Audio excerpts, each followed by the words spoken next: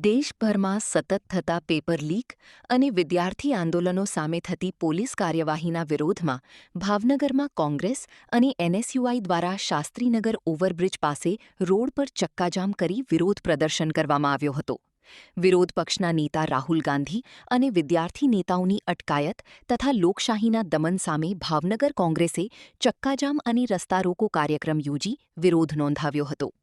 આ તકે કોંગ્રેસના સ્થાનિક નેતાઓએ આક્ષેપ કર્યો હતો કે દેશભરમાં 150થી વધુ પેપરો લીક થવા છતાં તંત્ર વિદ્યાર્થીઓના અવાજને દબાવવાનું અને લોકશાહી ખતમ કરવાનો પ્રયાસ કરી રહ્યું છે.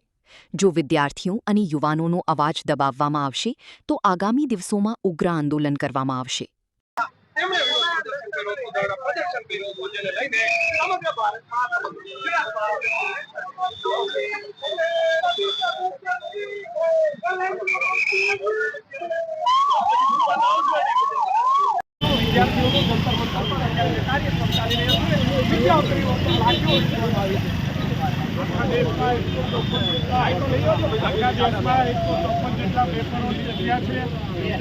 મોદી સરકારમાં વારંવાર ગુજરાત સરકારમાં પેપરો લીક થતા આવ્યા